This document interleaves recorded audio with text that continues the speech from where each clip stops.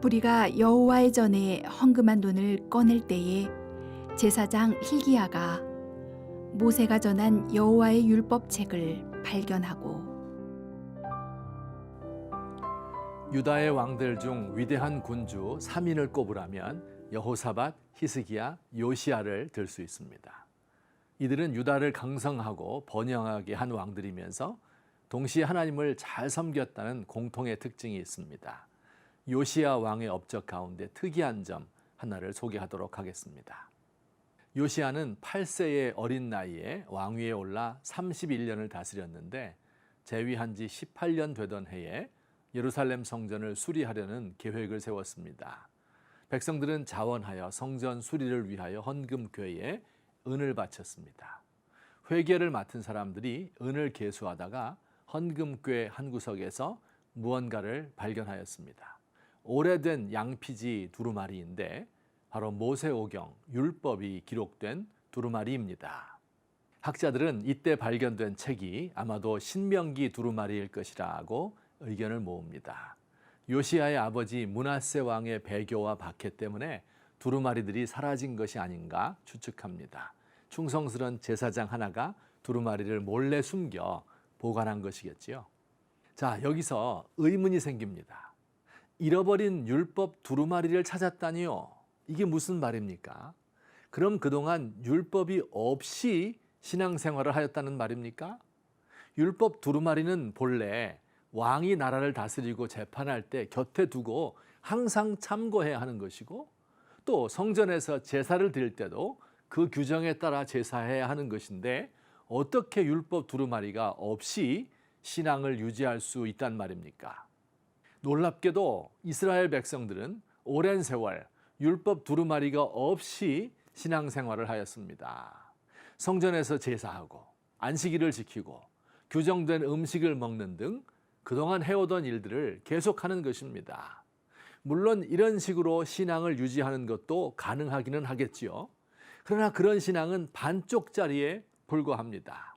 글자로 기록된 법이 없으면 제사를 왜 드려야 하는지, 안식일은 왜 지켜야 하는지, 할례는 왜 받아야 하는지 그 의미를 이해할 수가 없고 그 제도를 주신 하나님의 마음을 알 수도 없습니다. 결국 미신적 신앙이나 율법주의로 전락하고 맙니다. 우리 개신교는 성경의 종교, 말씀의 종교입니다.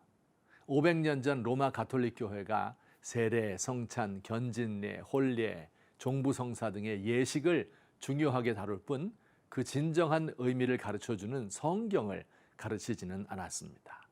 그 결과 헌금을 바치면 조상의 영혼이 연옥에서 천국으로 올라간다느니 혹은 성인의 유물을 숭배하면 기도가 응답된다느니 하는 등의 미신적 종교로 전락하고 말았습니다. 이를 바로잡은 것이 바로 개신교입니다.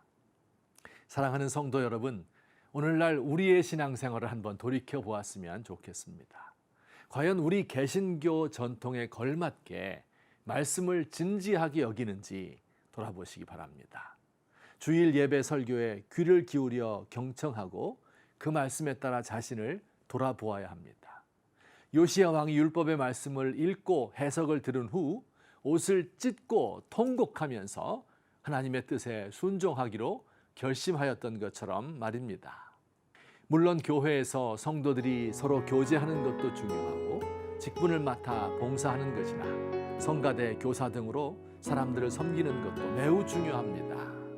그러나 그 모든 것들이 말씀에 기초하고 성경의 뜻에 따라 행해져야 합니다. 교회를 담임하는 목회자님들은 교회 성장이나 관리보다 우리 교회 성도들이 한 주간 살아가는데 꼭 필요한 하나님의 말씀, 영혼의 양식을 먹이는 것에 최고의 우선순위를 두어야 합니다. 하나님이여, 아무 의미 없는 속이 빈 말들과 스스로를 높이는 SNS에 마음을 빼앗겨 하나님의 음성 듣기를 게을리하였습니다. 용서하여 주옵소서.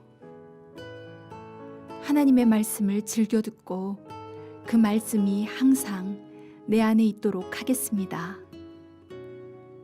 그 말씀의 강줄기에 내 삶의 뿌리를 대고 거기서 모든 기쁨의 근원을 찾겠습니다.